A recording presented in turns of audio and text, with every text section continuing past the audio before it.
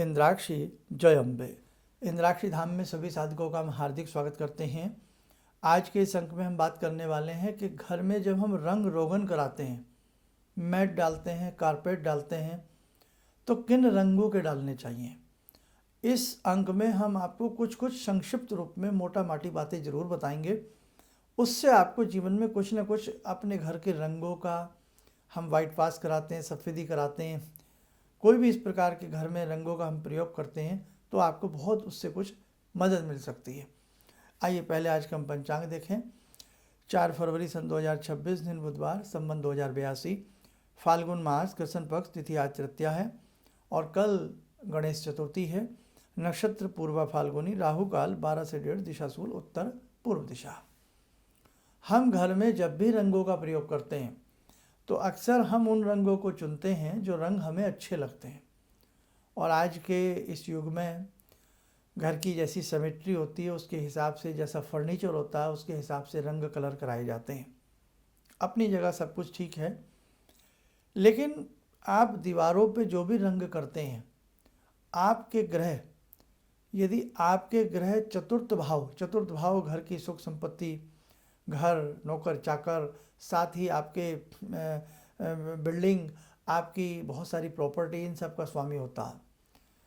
चतुर्थ भाव में जिन जातकों के शनि हो या चतुर्थ भाव में जिन जातकों के मंगल हो, चतुर्थ भाव में जिस प्रकार का आपका ग्रह बैठा हो, और यदि चतुर्थ भाव का ग्रह शुभ स्थिति का है तो हर हालत में हमें उस ग्रह से संबंधित कलर, रंग का प्रयोग अपने घर में ज़्यादा करना चाहिए। मिसाल के तौर पर मंगल रंग यानी कि मंगल का कलर लाल होता है। चतुर्थ भाव में मंगल बैठे हुए हैं और मंगल शुभ स्थिति के हैं तो आपके घर में लाल रंग से मिलता जुलता हरा लाल, टमाटरी, गाजरी, इस प्रकार के कलरों का आप प्रयोग करें। लेकिन आपके कारपेट, आपके मैट, जहाँ जूता चप्पल आपने चलना होता है जिसके ऊपर, भूल कर भी वो रंग लाल नहीं होना चाहिए। फिर ये ध्यान रखें आप। और इसी के साथ साथ यदि शुक्र हैं, आपके चतुर्थ भाव के स्वामी हैं, या चतुर्थ भाव में शुक्र की स्थिति सुंदर स्थिति में है, तो आपके घर में कृमिश रंग करना चाहिए, दूधिया रंग करना चाहिए, सफ़ेद रंग की सफ़ेदी ज़्यादा घर में रखनी चाहिए। और मैट जो हैं वो आपको फिर वाइट रंग में, आपके नीचे के कारपेट वगैरह, उसमें रंग वाइट ज़्यादा नहीं होना चाहिए।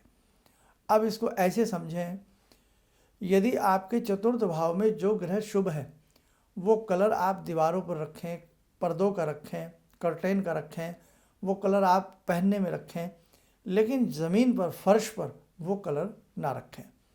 अब दूसरी तरफ से समझें आप, यदि आपके चतुर्थ भाव से संबंध नीले काले कलर का नहीं है, लाल कलर का नहीं है, ना ही चतुर्थ भाव का स्वामी लाल रंग से संबंध रखता है, काले से संबंध रखता है, ग्रीन से संबंध रखता है, और ना ही चतुर्थ भाव का स्वामी आपका कोई अशुभता की स्थिति में है, ना ही वहाँ का कोई कारक है, तो उस स्थिति में आप नीला, काला, हरा, कैसा भी रंग आप मैट के रूप में यूज़ कर सकते हैं।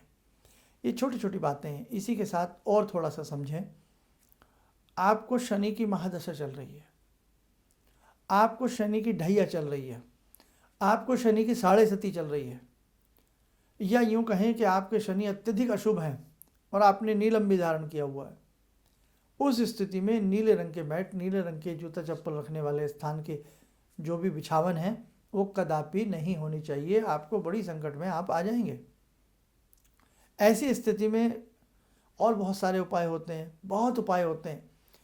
ज्योतिष में छोटे छोटे उपाय हैं, लेकिन इनको हम जानकारी के साथ करें। यानी किसी से भी सुन लिया और जहाँ से जो सुना वो कर लिया, नहीं साहब। उस चीज़ का आप लोग भी अध्ययन कीजिए, उस चीज़ को आप भी महसूस कीजिए, और फिर उस चीज़ का जब आप उपाय करेंगे, लाजवाब आपको उसका रिजल्ट मिलेगा, शानदार उसका आपको रिजल्ट मिलेगा। तो कहने का भाव, चतुर्थ भाव से संबंध रखने वाले अच्छे ग्रहों को आप दीवारों के ऊपर, वाल्स के ऊपर, बहुत सारी चीज़ों में आप पहनने में यूज़ कर सकते हैं, लेकिन उनको आप बिछावन के रूप में यूज़ ना करें। और यदि चतुर्थ भाव से संबंधित हरे, पीले, काले कलर आपके नहीं आते हैं तो आप बिछावन में उनको प्रयोग में ला सकते हैं। ये सब्जेक्ट सबको समझ में नहीं आएगा, लेकिन थोड़ा थोड़ा आपको ज़रूर आएगा। कुछ कलर ऐसे होते हैं जो हमें जन्म से बहुत अच्छे लगते हैं, मन को भाते हैं। तो जो कलर मन को भाने वाला हो, उस कलर को भी हमें पायदान के रूप में, बिछावन के रूप में, मैट के रूप में नीचे प्रयोग में नहीं लाना चाहिए। क्योंकि जो कलर बचपन से हमारे मन को भाता है, उस रंग का, उस कलर का हमारे पूर्व जन्म से कोई बड़ा रिश्ता होता है। उसी के साथ साथ आपने कहीं दीक्षा ली है और दीक्षा में वहाँ का कोई फिक्स ड्रेस कोड है कि साहब येलो है, ग्रीन है, बादामी है, कोई भी ग्रीन कोड हो सकता है आपका। तो जो आपकी दीक्षा या आपके गुरु के द्वारा प्रदत्त जो कलर है, और वो आपका एक तरह से दीक्षा कोड कह लें या कुछ भी कह लें, या वो आपके पूजन का कलर कह लें, तो वो कलर भी पायदान के रूप में प्रयुक्त नहीं करना चाहिए। ये भी आप बात ध्यान रखें, ठीक है। तो ये कुछ मोटा माटी बातें आज हमने आपको इस अंक में बताई। आगामी अंकों में और कुछ आसान टिप्स खुशहाल जीवन जीने के लिए, घर के वास्तु के लिए आपको हम बताते रहेंगे। एक संदेश, 22 फरवरी का शक्ति उपासना सत्र है और ये बहुत काम का सत्र है। इसमें आप आने का जरूर प्रयास करें। लिमिटेड सीटें होती हैं जो संडे वाले सत्र होते हैं, इसलिए अपना नाम नंबर जरूर लिखा लें, कहीं बाद में आप इस पूजन से आप वंचित ना रह जाएं। ये पूजन आपके दुखों के कष्टों के लिए है, यानी कि आपके जो भी दुख हैं, कष्ट हैं, उनके निवारण के लिए है, आपके जीवन की सुख शांति के लिए है। सेकंड, 5 अप्रैल का एक विराट पूजन है, विशेष पूजन है, जन्म जन्मांतरों के प्रारब्ध के निवारण के लिए है। प्रारब्ध में जो भी हमने कुछ ऐसे कर्म किए हों जिनकी वजह से आज हम दुख पा रहे हैं, कष्ट पा रहे हैं, उनके निवारणार्थ हेतु है ये। इसलिए 5 अप्रैल के कार्यक्रम में भी आने का प्रयास आप लोग ज़रूर करें। बड़ा आयोजन है और भगवती की कृपा उसमें आपको ज़रूर प्राप्त होगी। बस इसके लिए आप लोग कितने साधक आ रहे हैं, कहाँ से आ रहे हैं, सुबह 11 से लेकर के 5:30 के बीच अपना नाम नंबर रजिस्टर्ड आप लोग जरूर कराइए। समय हो चला आज की ध्यान साधना का। जुड़ते हैं आज की ध्यान साधना में भगवान श्री मुरली मनोहर, भगवान श्री माधव से।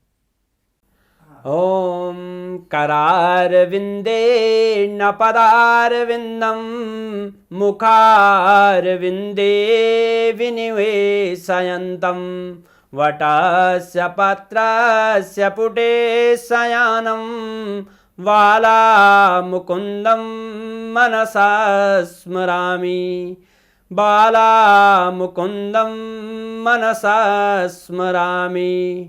कस्तूरीतिलकं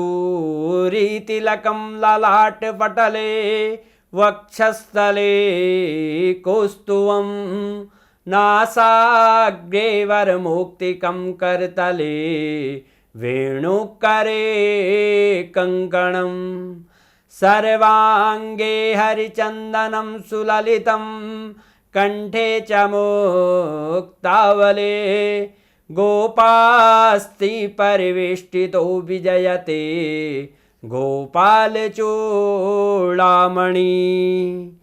शान्ताकारं भुजगशयनं पद्मनाभं सुरेशं विश्वाधारं गगनसदृशं मेघवर्णं शुभांगं लक्ष्मीकान्तं कमलनयनं योगवृद्ध्यानगम्यं वन्दे विष्णुं भवभयहरं सर्वलोकैकनाथं। कवच बना लें, ध्यान करें, श्री कृष्ण जी का शुभ आशीष हम सबके ऊपर बरस रहा है।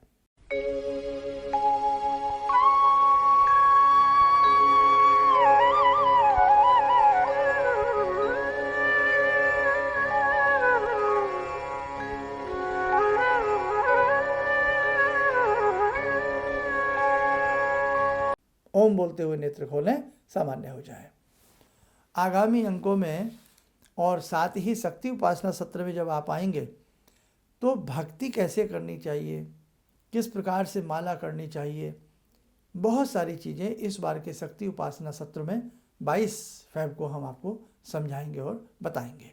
चलिए, आप सब लोग स्वस्थ रहें, सुखी रहें। इन्हीं शुभकामनाओं के साथ हम अपनी वाणी को विराम देते हैं। जय जय अम्बे। किसी भी समस्या के समाधान के लिए मिले प्रसिद्ध हस्तरेखा एवं वास्तु विशेषज्ञ प्रोफेसर धर्मेंद्र शर्मा जी से। नोट: शिविर में भाग लेने हेतु एवं व्यक्तिगत रूप से मिलने के लिए कॉल करने का समय सुबह 10 बजे से शाम 6 बजे तक। हमारे विभिन्न ज्ञानवर्धक कार्यक्रम देखने के लिए आप हमें अभी सब्सक्राइब करें, बेल आइकन को प्रेस करें ताकि आप देख सकें हमारा कार्यक्रम सबसे पहले। और अधिक जानकारी के लिए फेसबुक पेज को लाइक करना न भूलें।